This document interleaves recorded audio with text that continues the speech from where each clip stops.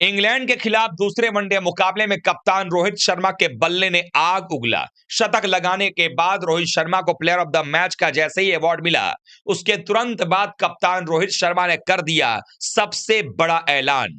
कैसे कटक के बाराबाती स्टेडियम में लौट आया पुराना हिटमैन, तो चैंपियंस ट्रॉफी से पहले दुश्मन टीमें हो गई हैं हैरान और परेशान। आखिरकार क्या है रोहित शर्मा का वो नया और सबसे बड़ा ऐलान, जिससे दुश्मन टीमें भी अब हैरान नजर आ रही हैं? ये सब कुछ आपको इस वीडियो में जानने को मिलेगा। वीडियो पूरा देखिएगा, पसंद आए तो लाइक कीजिएगा, शेयर करिएगा दोस्तों में, और चैनल पर पहली बार आए हैं तो क्रिक रोस्ट की फैमिली में सब्सक्राइब बटन दबा करके अभी शामिल हो जाइएगा। चलिए वीडियो को शुरू करते हैं। आप सबको पता है कि भारतीय क्रिकेट टीम इंग्लैंड के खिलाफ में जो ये 3 मैच की वनडे सीरीज खेल रही है, इसका दूसरा मैच हो चुका है। भारतीय टीम ने कंफर्टेबली एक बार फिर से इस मुकाबले में भी 4 विकेटों की जीत दर्ज करके सीरीज को सील कर लिया है, जबकि आखिरी मुकाबला अहमदाबाद में 12 तारीख को खेला जाएगा। लेकिन चैंपियंस ट्रॉफी से पहले इस बायलैटरल सीरीज की इंपॉर्टेंस क्यों ज्यादा है, इसको समझने के लिए आपको यह समझना पड़ेगा कि भारतीय टीम की जो बल्लेबाजी है और गेंदबाजी है, उसको सेट करना बेहद जरूरी है, क्योंकि कॉम्बिनेशन जब तक आपका सही नहीं होगा तब तक आप चैंपियंस ट्रॉफी को जीतने के लिए नहीं सोच सकते हैं। इसी कॉम्बिनेशन को जब बनाया जा रहा था तो कप्तान रोहित शर्मा के फॉर्म के बारे में लगातार चर्चा हो रही थी। वो कहते हैं ना, जब कोई आपकी तरफ पत्थर फेंके तो उन पत्थरों को मील के पत्थर में बदल देना चाहिए, और ये काम सचिन तेंदुलकर अपने जमाने में खूब किया करते थे। तो आलोचनाओं के पत्थर को मील का पत्थर बदलते हुए देर नहीं लगा रोहित शर्मा को, और वनडे फॉर्मेट में, हालांकि टेस्ट फॉर्मेट में खराब परफॉर्मेंस था, लेकिन कुछ दिनों से लगातार उन पर यह आलोचनाओं के तीर चलाए जा रहे थे कि रोहित शर्मा अब चैंपियंस ट्रॉफी भी छोड़ देंगे क्योंकि उनका परफॉर्मेंस पिछले कई पारियों से खराब था। अब इन सारे सवालों के जवाब के बीच में रोहित शर्मा को अपने बल्ले से जवाब देना था कि आखिरकार कैसे वो वही हिटमैन है जिनको हम सब जानते हैं। ये वही हिटमैन है जिसने 2023 के ओडीआई वर्ल्ड कप में दुश्मन टीमों के गेंदबाजों को पावर प्ले में ऐसा धुना कि सामने कोई बॉलर गेंदबाजी करने से कतराने लगा। और ऐसे में रोहित शर्मा का वनडे फॉर्म वैसे भी शानदार था, लेकिन उनके बावजूद टेस्ट मैच के परफॉर्मेंस को जोड़ करके वनडे मैच के आंकड़े को दिखाया जाने लगा, ताकि यह पता चले कि पिछले 12, 14, 15 पारियों में रोहित ने क्या किया है। लेकिन रोहित शर्मा की अगर आप पिछले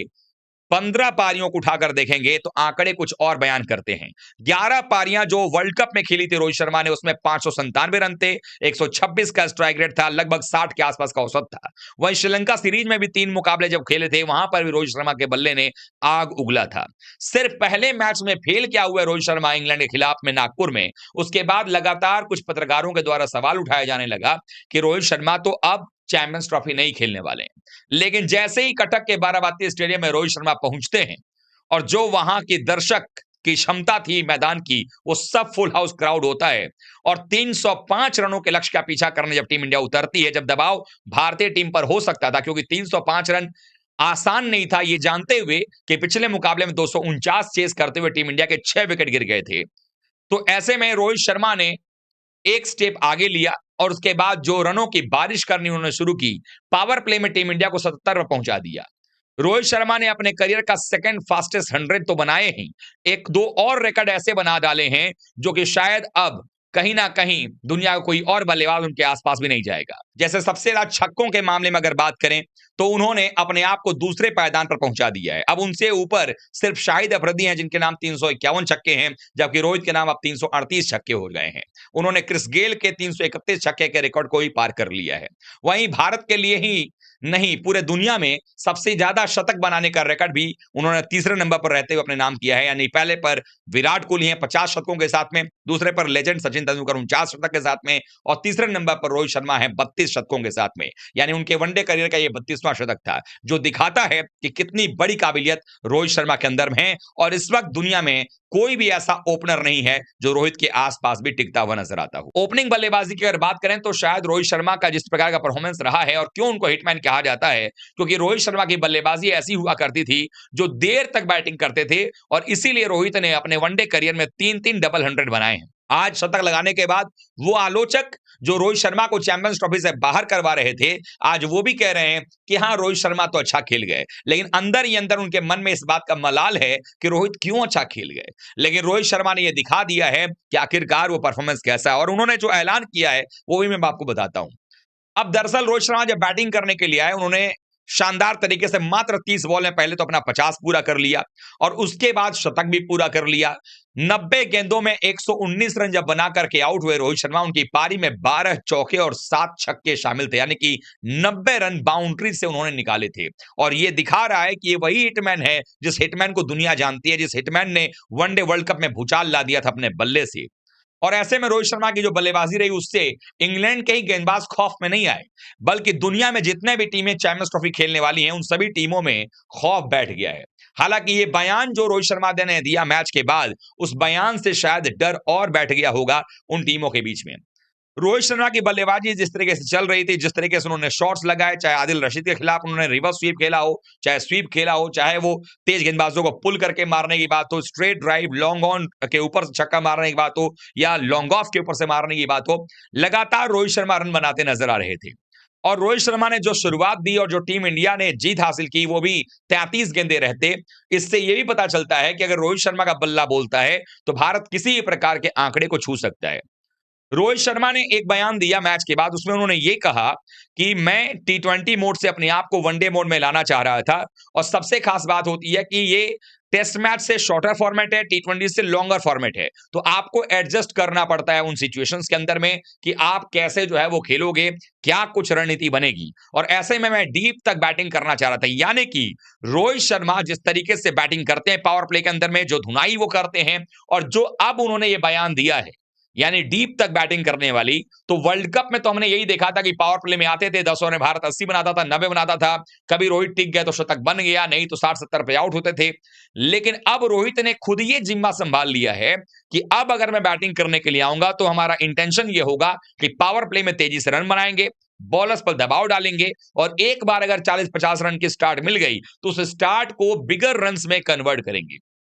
इससे दुनिया की तमाम टीमें, खासकर पाकिस्तान जैसी टीमें जिनको हमारे ग्रुप के अंदर में है, वो ज्यादा परेशान हैं, क्योंकि ये वही रोहित शर्मा है जिन्होंने दो वर्ल्ड कप्स के अंदर में पिछले लगातार पाकिस्तान को कूटा है। 2019 के वर्ल्ड कप में शतक बनाया था, 140 रन बनाए थे इंग्लैंड में, और उसके बाद 2023 में अपने घर के अंदर यानी भारत में जिस तरीके से उन्होंने रन बनाए थे और कुटाई की थी उनके बॉलर्स की, वो हारिस रऊफ को आज भी याद होगा। तो रोहित शर्मा की परफॉर्मेंस को देख करके इस वक्त इंग्लैंड की ही टीम नहीं, बल्कि भारत के ग्रुप में रहने वाली टीमें न्यूजीलैंड, पाकिस्तान और बांग्लादेश, ये तीनों टीमें परेशान हैं। उसके अलावा जो टीमें सेमीफाइनल में हमसे खेलेंगी, वो टीमें भी परेशान नजर आ रही हैं।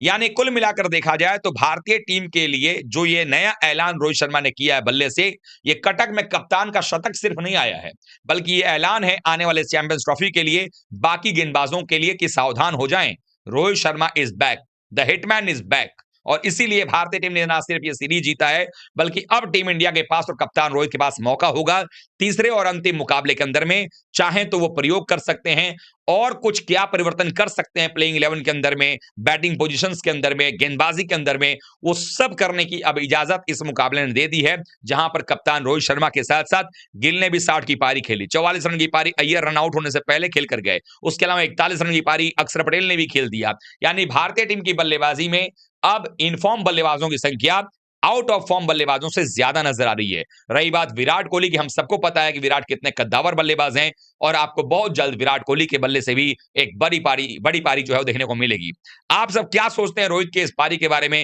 रोहित की पारी को आप कैसे आंकते हैं? और जो लोग भी ये सवाल उठा रहे थे रोहित शर्मा के ऊपर में कि चैंपियंस ट्रॉफी अपने आप को ड्रॉप कर लेंगे या हटा लेंगे, उनके बारे में आपके क्या ख्यालात हैं? आप लोग कमेंट में जरूर बताइएगा, क्योंकि मेरा मानना है कि हर खिलाड़ी को फॉर्मेट वाइज आंकना चाहिए। ऐसा नहीं कि टेस्ट में कोई खराब कर रहा है उसको वनडे से ड्रॉप कर दो, वनडे में कोई अच्छा कर रहा है उसको टेस्ट खिला दो। लेकिन कहीं ना कहीं रोहित शर्मा ने दिल जीता है, और वापस से तमाम भारतीय क्रिकेट फैंस, चाहे वो रोहित के फैन हो या ना हो, उनके चेहरों पर खुशियां लेकर के आए हैं, क्योंकि भारतीय टीम के जो फैंस हैं वो यही चाहते हैं कि टीम इंडिया चैंपियंस ट्रॉफी जीत करके वापस घर आए, और हम सब चाहते हैं कि रोहित के हाथों में वो ट्रॉफी हो, विराट के हाथों में वो ट्रॉफी हो, और टीम इंडिया ट्रॉफी लेकर के वापस एक बार फिर से बैक टू बैक रोहित की कप्तानी में दूसरी ट्रॉफी जीतती हुई नजर आए। आप क्या सोचते हैं? कमेंट करिएगा, वीडियो को लाइक कीजिएगा, शेयर करिएगा दोस्तों में, और चैनल पर पहली बार आए हैं तो क्रिक रोस्ट की फैमिली में सब्सक्राइब बटन दबा करके अभी शामिल हो जाइएगा।